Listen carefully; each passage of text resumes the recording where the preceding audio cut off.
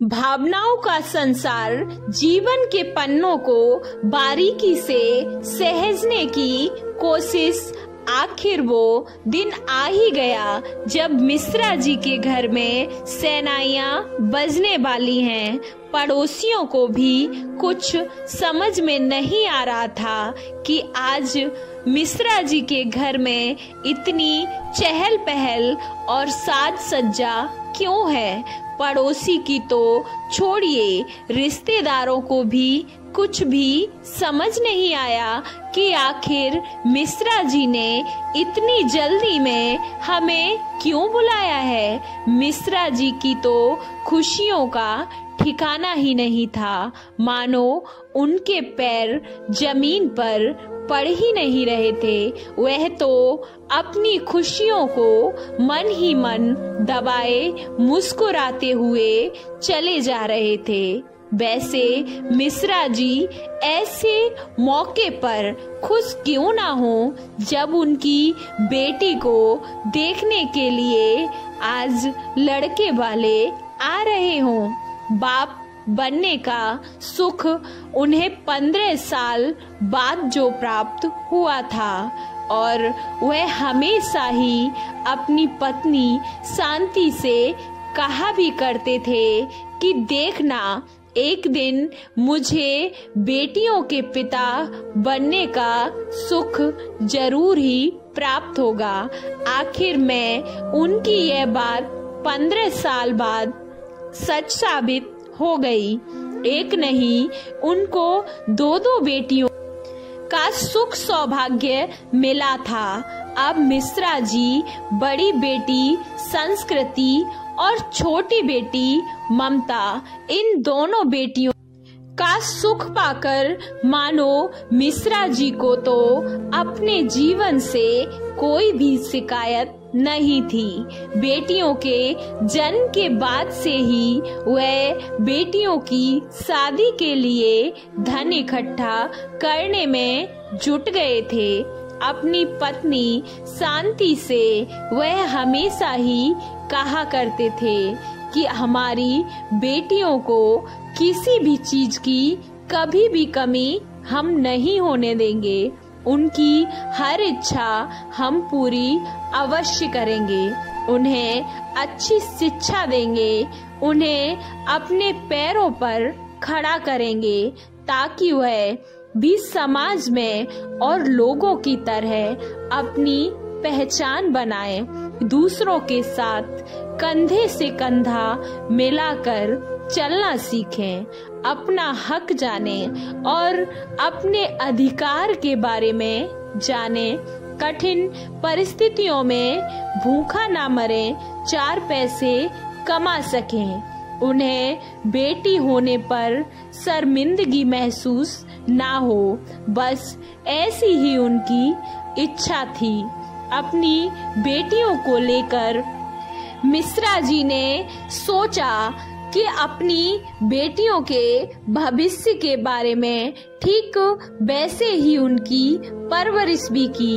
वह हमेशा अपनी बेटियों को लेकर, उनकी भविष्य को लेकर कुछ ना कुछ सोचा करते थे। एक दिन वो दोनों बेटियों को इस लायक बना ही दिया जिसकी उन्होंने कभी कल्पना की थी। एक छोटी बेटी बैंक में काम करती है तो वहीं दूसरी बेटी स्कूल में अब टीचर है। अब मिश्रा जी की एक ही जिम्मेदारी बची थी, वह थी अब दोनों बेटियों का कन्यादान करना।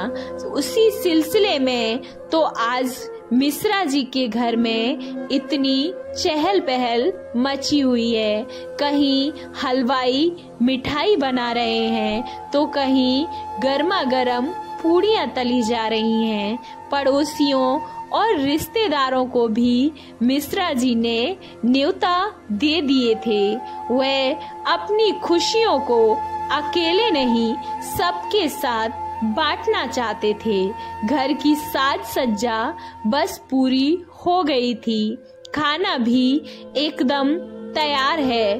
अब तो बस दरवाजे की तरफ मिश्रा जी अपनी नजरें टिकाए हुए बैठे थे। मिश्रा जी कि कब मेहमान के दर्शन होंगे। तभी दरवाजे की घंटी सुनाई देती है और मिश्रा जी का यह इंतजार की घड़ी भी अब समाप्त होती है। नाश्ते पानी के साथ ठहाके भी लगने लगे, मानो इन लोगों में कई बरसों की पहचान है। अब वह समय भी आ गया जब संस्कृति को लड़के वालों के सामने लाया गया। लड़की तो पसंद आनी ही थी। आखिर मिश्रा जी की परवरिश जो थी और उन्हें अब खुशियां बहुत मिलने वाली थी। बस अब क्या था, एक दूसरे का मुंह मीठा कराया जा रहा था। मिश्रा जी की तो खुशी का ठिकाना नहीं था। अब तो उनके मन में तरह तरह की बस उधेड़ बुन चलने लगी कि बेटी को ये देना है, बेटी को वो देना है।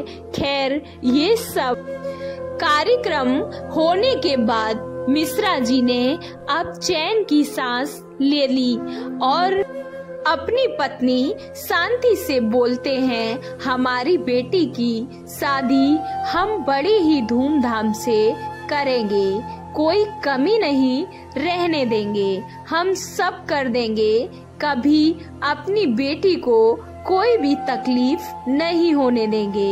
यही बातें करते करते शांति ने कहा, क्यों ना हम गुप्ता जी को फोन करके तिलक दहेज की बात भी कर लें और उनकी क्या क्या इच्छा है ये भी मालूम चल जाएगा।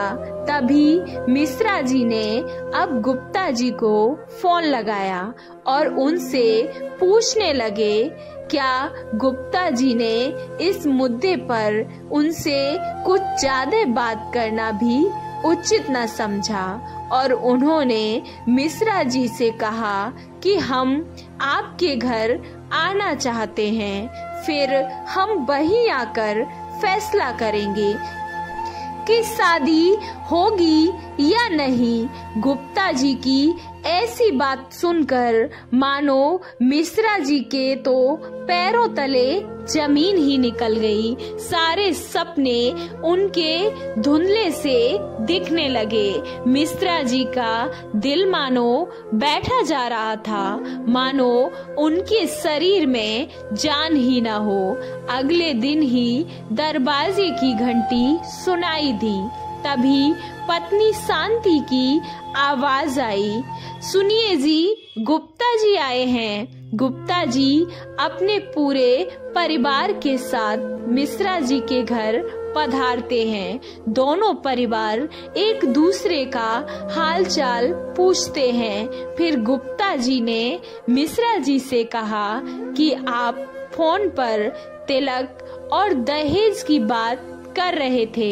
मिश्रा जी ने उत्तर दिया, जी हाँ, मैं ये बात भी क्लियर करना चाहता था। तभी गुप्ता जी ने मिश्रा जी को समझाते हुए कहा, आप हमें भिखारी समझते हैं, मैं आपकी बेटी मांगने आया हूँ, ना कि आपसे धन दौलत और आपका सामान।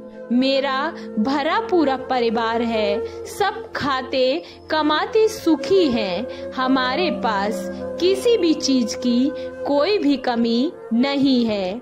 क्या हम एक लड़की का पेट नहीं भर सकते, उसके तन पर वस्त्र नहीं दे सकते, उसे प्यार नहीं कर सकते जो हमें आपके धन की आवश्यकता पड़ेगी।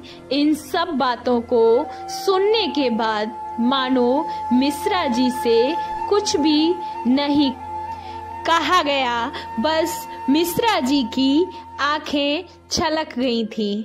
आपको ये कहानी कैसी लगी? अच्छी लगी तो वीडियो को लाइक, चैनल को सब्सक्राइब करना ना भूलें और कमेंट बॉक्स में जय श्री कृष्णा राधे राधे अवश्य लिखें। जय श्री कृष्णा राधे राधे।